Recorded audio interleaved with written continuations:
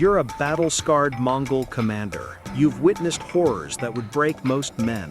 Entire villages consumed by flames, the anguished screams of thousands echoing across blood-soaked battlefields. Rivers literally choked with so many corpses the water ran crimson for miles. You thought nothing could shake you anymore. You'd built walls around your humanity, brick by brutal brick. But then, standing in the smoldering ruins of one of civilization's crown jewels in 1220, you watch your Khan, the man you'd walk through hell for, issue an order so methodically evil, so mathematically precise in its cruelty, that those walls crumble. For the first time in your war-hardened existence, you feel genuine horror creeping up your spine. Not horror at the violence itself. Violence is your language. Violence you understand. No, this is something far more disturbing. This is horror at the system, at the cold legal machinery behind it all. Because what Genghis Khan engineered wasn't just barbaric slaughter, it was something infinitely more sinister. It was legally sanctioned, bureaucratically organized, and justified by the exact same laws that promised equality and justice to his own people. Before I reveal what broke these hardened warriors, I need you to understand something. If this story makes you uncomfortable, good. That means you're paying attention. Hit that subscribe button and ring the notification bell for echoes of the past, because we don't sanitize history here. We drag the darkest truths into the light, no matter how much they disturb us. Drop a comment right now. Are you ready for the truth about power? Let's find out together. This is the story of how an enslaved boy wearing a wooden torture collar became the architect of the largest empire humanity has ever known, built on a foundation of industrialized human trafficking. And here's what will haunt you. The system he created was so brilliantly efficient, so perfectly rational in its cruelty, that even today's scholars wrestle with a terrifying question. Was the progressive lawgiver and the architect of mass dehumanization the same man? Or was the progressive law just camouflage for something unspeakably darker? Let me take you back to the 1170s, to Mongolia's frozen steppes where nightmares are born. A teenage boy named Temujin sits in absolute darkness, neck and wrists locked in a wooden kang, a torture device originally designed for livestock. The wood gnaws into his flesh like hungry teeth. He cannot lie down, cannot feed himself, cannot even scratch the lice crawling across his face. Every night, he's dragged to a different tent, a different guard, like livestock being rotated between pens. He's not human anymore. He's a trophy, living proof that his captors have shattered his clan's bloodline. But here's what separates Temujin from every other prisoner enduring the same nightmare. While most would fantasize about escape or revenge, this teenager is studying, watching, learning, taking mental notes with the precision of a scholar. He notices patterns. Guards grow drunk on certain nights. Discipline evaporates during festivals. Kindness, even the smallest gesture, creates leverage. He waits, and on that festival night when chaos drowns out caution, he doesn't just escape, he manipulates one of his captors, a young man who'd shown him a crumb of humanity, into helping him flee. Even in chains, even wearing the collar of an animal, Temujin was already mastering the dark art that would define his empire, understanding what drives human beings and weaponizing that knowledge without mercy. But the can wasn't his first lesson in powerlessness. Years earlier, when Temujin was just 9 years old, his father Yasuge was murdered, poisoned by rivals at a feast, the ultimate desecration of steppe hospitality, where breaking bread meant sacred oath. In that instant, everything shattered. His father's clan, people who'd sworn blood oaths, shared meals, fought shoulder to shoulder, held a meeting, and one by one they looked at Temujin's mother, Hoelin, and her 5 young children, and performed a calculation as cold as the winter wind. 6 mouths to feed, dead weight, liability. So they abandoned them, in the middle of winter, on the open steppe where temperatures could kill in hours. Imagine being 9 years old, watching the only community you've ever known literally right away from you. Watching them choose survival over sacred oaths. Watching them leave a widow and 5 children to die like animals. Hoelin kept them alive through pure willpower forged in desperation. She taught them to dig for roots in frozen ground, to trap marmots, to eat things that weren't food but would fill a stomach long enough to see another dawn. A clan leader's widow, reduced to scavenging like a starved dog. But young Temujin learned something else during those years of starvation and humiliation. He learned that every social bond, every sacred tradition, every oath sworn on ancestors' graves meant nothing when survival hung in the balance. The only currency that mattered was power, raw, undeniable, terrifying power that made betrayal impossible.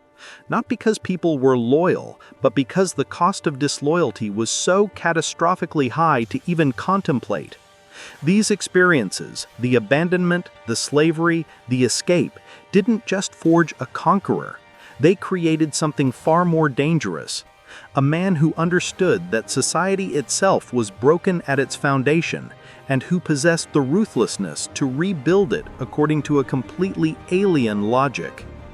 Before Mongol society was organized around blood and tribe, your loyalty belonged to your clan, your identity came from your family name. But Temujin had learned the ultimate lesson. Family abandons you. Tribal bonds are worthless paper promises. The entire system is rotten. So he began envisioning something radical. A society where loyalty wasn't based on blood, but on law. Where advancement wasn't about your father's name, but about merit and absolute obedience. Where betrayal wasn't just shameful, it was mathematically impossible, because the punishment was so swift, so certain, so total, that human beings couldn't even conceive of attempting it. But here's the foundation his vision required, the dark price of his new world order. If you're going to reorganize society from scratch, you need to draw a line, a boundary. You need to define who's inside the circle of protection and who exists outside, in the darkness where laws don't reach. And Temujin, the boy who'd been treated as subhuman, who'd worn the slave's collar, was about to draw that line in an ocean of blood. What you're about to hear is going to challenge everything you think you know about justice, law, and civilization. If you're still with me, you're exactly the kind of person Echoes of the Past is made for. Make sure you're subscribed because this channel digs deeper than surface-level history. We explore the mechanisms of power that still shape our world today. Comment below, what would you sacrifice to rebuild a broken society? The year is 1206. After decades of warfare so brutal that it rewrote the genetic map of Asia, Temujin has accomplished the impossible. He's conquered or absorbed every major tribe on the Mongolian steppe. The endless raids, blood feuds, and revenge killings that defined Mongol existence for centuries. It's finished. A great assembly is called, a Kurultai. Representatives from all tribes gather by the Anon River. And there, beneath a white banner with 9 tails rippling in the wind, Temujin is proclaimed Genghis Khan, either oceanic ruler or universal ruler, depending on who's translating. The ambiguity itself is telling. But Genghis doesn't celebrate by launching foreign conquests, not yet. His first act is something far more radical, far more dangerous to the traditional order. He announces a new legal code that will govern this unprecedented nation, the Yasa. When modern historians first examine the Yasa, they're often genuinely shocked. For the 13th century, some of these laws are breathtakingly progressive. First, it becomes illegal to kidnap women. In a society where bride abduction was standard practice, this is revolutionary. Women gain certain property rights. Adultery becomes punishable by death for both parties equally. not just the woman as in most contemporary societies. Second, all children are declared legitimate, even those born to enslaved mothers or concubines. In a world obsessed with pure bloodlines and noble birth, this is explosive. It means a man born to a slave could theoretically rise to command armies, govern provinces, stand equal to nobility.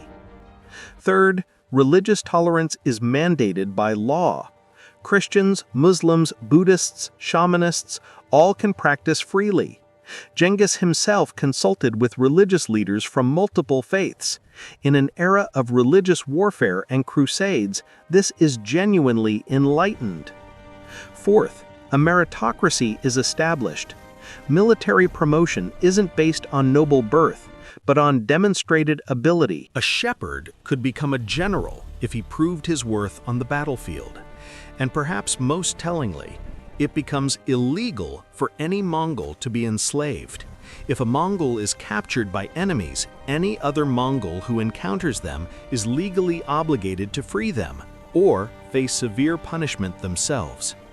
Reading these laws, you'd think Genghis Khan, the boy who'd worn the slave's yoke, was building a just society based on his own suffering.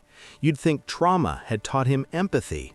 You'd be catastrophically wrong. Because buried in the Yasa were other provisions, quieter ones that revealed the true architecture of this new world order. The same law that forbade the enslavement of Mongols, it explicitly allowed, even encouraged, the enslavement of non-Mongols.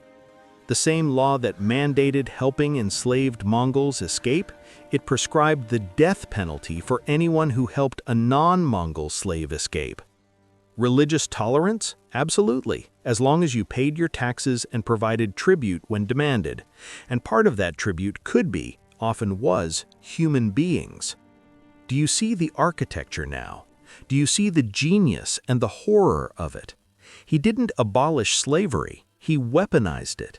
He created a system where all the progressive, enlightened laws applied exclusively to one group, Mongols, while everyone else existed in a legal void where they had no protections whatsoever, where they weren't even considered fully human under the law. But the Yasa did something even more fundamental to human society. It completely dismantled the traditional tribal structure that had governed steppe life for millennia. Genghis reorganized the entire Mongol population and army into decimal units, 10, 100, 1,000, and 10,000. An Arban was 10 men, a Jagan was 100, a Mingan was 1,000, a Tuman was 10,000. Your commander wasn't your clan chief anymore. Your loyalty didn't belong to your family or bloodline. It belonged to your unit and ultimately to the Khan himself. If even one man in a unit of 10 fled from battle, the entire unit would be executed. If one unit in a group of 10 units broke, all 10 units would be punished. This created a system of collective responsibility that made betrayal dangerous not just for you, but for everyone you cared about, your brothers, your friends, everyone. And here's the genius and the absolute horror of it. This system didn't rely on loyalty to a person, it relied on fear of an impersonal system. It was self-enforcing, it was mathematical, it was perfect. The first crack in the facade came early with a governor named Korchi. Genghis had appointed Korchi to govern tribes in the forest regions of Siberia. By all accounts, he was effective. The tribes paid their tribute, order was maintained, revenue flowed to Karakoram. But Korchi had a weakness, a sickness that power often breeds. He started abducting local women for his personal harem. Not just one or two, dozens. He was using his position to build a private collection of enslaved women, treating them as property to be consumed. Remember, the Yasa explicitly forbade the kidnapping of women. It was one of the most celebrated progressive elements of the law. The local tribes, pushed beyond human endurance, finally rebelled. They captured Korchi and killed him. So what did Genghis Khan do? Did he praise these tribes for defending their women against a criminal who'd violated sacred law? Did he acknowledge that Korchi had broken the code? No. He sent an army to crush the rebellion, to slaughter the men who dared resist. The message was crystal clear. Korchi's crime wasn't the abductions, it was getting caught. It was causing instability that required military intervention to solve. It was creating administrative chaos. The Yasa protected women, Mongol women. Everyone else existed in a different category entirely, a category where the law didn't reach, where human rights simply didn't apply. Genghis's generals, who had been genuinely impressed by the progressive nature of the Yasa, started to understand that they'd fundamentally misread the situation. The law wasn't about justice, it was about efficiency, about creating a stable, powerful Mongol nation that could project force outward without cannibalizing itself. But they didn't fully grasp the implications, not yet, not until they witnessed what happened at Bukhara. And what they saw there would haunt them until their dying days. We're about to descend into one of the darkest chapters in human history. What happened at Bukhara wasn't just conquest, it was the industrialization of human suffering. If you're feeling disturbed, that's exactly right. The algorithm doesn't like content this dark, so I need you to fight back. Like this video, share it, and comment "Never forget" if you believe these truths need to be told. Echoes of the Past depends on viewers like you to keep these uncomfortable histories alive. Let me set the scene. It's 1220. Bukhara is one of the greatest cities in the Islamic world, a beacon of learning, art, and commerce that rivals Baghdad itself. The libraries here contain knowledge gathered from across the known world. The craftsmen produce textiles and metalwork so exquisite that kings from Europe to China compete to own them. The markets overflow with silk, spices, and ideas that cross continents. The population is approximately 30,000 souls, protected by supposedly impregnable walls and a garrison of professional soldiers. And Genghis Khan is coming. The Mongol army arrives like a thunderstorm made flesh, but they don't immediately attack. Instead, they wait. They surround the city completely, severing all supply routes, and send a message to the governor. Surrender now, pay tribute, acknowledge Mongol authority, and the city will be spared. Resist and face total annihilation. The governor makes a fatal miscalculation. He looks at his walls, his soldiers, his vast supplies, and believes he can outlast them. He sends back a refusal. The Mongols don't waste time with a prolonged siege. They divert a nearby river, flooding the city's defensive moat and undermining the walls. Within days, the outer defenses collapse like a house of cards. The Turkish garrison, realizing the battle is lost, attempts to fight their way out. They're cut down to almost the last man. The citadel's city core holds out for 12 more days, but it's meaningless resistance. When it finally falls, every soldier inside is executed methodically. But here's what's fascinating and terrifying. The civilian population isn't massacred, not yet. Genghis Khan himself enters the city. He rides directly to the Grand Mosque, the holiest site of Bukhara. His soldiers throw the sacred Qurans onto the floor like garbage. They use the ornate chests that held these holy texts as feed troughs for their horses, forcing the animals to eat from vessels that once held the word of God. Then he orders the city's elite, the wealthy merchants, the religious leaders, the nobility, to gather in the mosque's courtyard. Imagine being in that crowd. You've just watched your city fall in days. You've seen your soldiers butchered. And now you're standing before this short, unremarkable-looking man with eyes like winter ice, and he speaks. "I am the punishment of God. If you had not committed great sins, God would not have sent a punishment like me upon you." Think about the psychological warfare of that statement. He's weaponizing their own religious framework against them. He's telling them their own God has sent him to destroy them, that their suffering is divine judgment. It's not just conquest, it's theological annihilation. But then something happens that will haunt his generals for the rest of their lives. The Mongol soldiers don't go on a rampage. There's no chaotic looting, no random slaughter, no orgy of violence. Instead, they start sorting. The entire population of Bukhara is divided into categories with bureaucratic precision. Category 1, skilled artisans. Weavers who can create the finest textiles, metalworkers who can forge weapons and armor, engineers who understand siege equipment and irrigation systems, scribes who can read and write in multiple languages, physicians who know medicine. These people are registered. Their names are written down in ledgers. Their skills are cataloged like inventory. They're told they will be relocated to Karakoram, the Mongol capital, where they will work for the Khan. Their family can accompany them. They'll be fed, housed, and protected as long as they produce. It's not freedom, but it's not death either. It's a strange kind of privileged slavery where your value as a human being is determined entirely by your economic utility.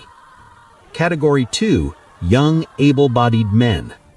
These are sorted out and formed labor battalions. But here's where it gets truly nightmarish. They're not just laborers, they're hasher, human shields.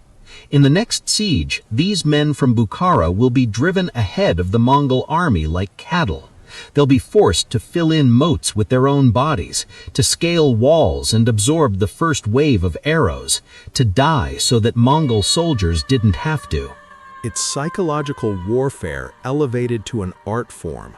Defenders in the next city will look over their walls and see their neighbors, their fellow Muslims, their brothers in faith, being driven forward by Mongol whips and swords. The moral horror of killing their own people often breaks a city's will to fight before the actual battle even begins. Some cities surrendered just to avoid forcing their citizens to slaughter their own countrymen. Category 3, women and children. These are further subdivided with chilling efficiency. Young, attractive women are distributed as property to Mongol soldiers or sent to slave markets across the empire. Some are kept as concubines, others become domestic servants. Their bodies are now commodities to be bought, sold, and traded. The children, and this is perhaps the most insidious element, are often adopted into Mongol households, not out of kindness or mercy, but as a form of cultural genocide through assimilation. Raised from young ages, these children forget their original language, their original culture, their original identity. They become functionally Mongol. Within a generation, entire bloodlines are erased, not through death, but through forced transformation. Category 4, the elderly, the sick, the disabled. These people, those with no economic utility, no value to the empire, simply disappear from the historical record. We don't have detailed accounts of what happened to them, but we can make educated guesses based on similar patterns throughout history, and none of those guesses are pleasant. Most likely, they were simply killed and buried in mass graves outside the city walls, efficiently, quietly, without ceremony or record. Because in the cold mathematics of Genghis Khan's system, they were a drain on resources. They consumed food without producing value. They were, in the brutal calculation of empire, waste to be disposed of. Now, imagine you're one of Genghis Khan's generals, watching this unfold with your own eyes. You've been following this man for years, maybe decades. You believed in the Yasa. You believed you were building something better than the chaotic, violent steppe life of blood feuds and endless revenge. And now you're watching an entire city being processed like cattle. You're watching human beings reduced to economic units. You're watching families torn apart with the efficiency of a slaughterhouse. You're watching the same man who forbade the enslavement of Mongols personally oversee the systematic enslavement of tens of thousands of people. And then it hits you like a war hammer to the skull. The Yasa was never meant to protect people. It was meant to protect Mongols. Everyone else isn't covered by the law. They're not even human in the legal sense. They're resources, assets, property, livestock. One Mongol officer, whose account was later recorded by Persian historians, described it like this: "We had seen cities destroyed before. We had killed without mercy in the heat of battle. But this was different. This was organized. This was systematic. It felt like we were farmers harvesting a crop, not warriors conquering an enemy. And I realized with a sickness in my stomach that in the Khan's vision, that's exactly what we were." So here's the question I'll leave you with, the question that keeps me awake at night. How many systems exist in our world right now, right this moment, where people know something is fundamentally wrong but participate anyway because the system is too big to fight? Where we draw invisible lines between people who matter and people who don't? How often do we, like those Mongol generals, convince ourselves that the efficiency of a system, its functionality, its benefits to us, justify its inhumanity toward them? The story of Genghis Khan's slavery system isn't just about one historical figure or one empire. It's about how easily humans rationalize organized cruelty when it's dressed up in the language of law, efficiency, progress, and civilization.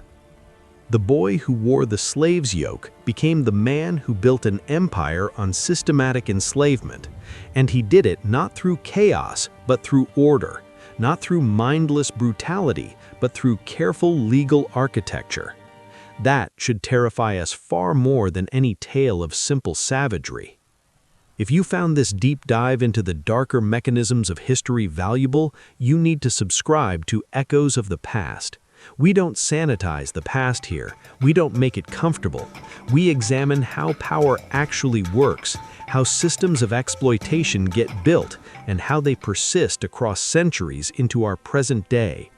Hit that subscribe button, ring the notification bell, share this video with someone who needs to understand how legal systems can be weaponized. And comment below, what modern system reminds you of the Yasa?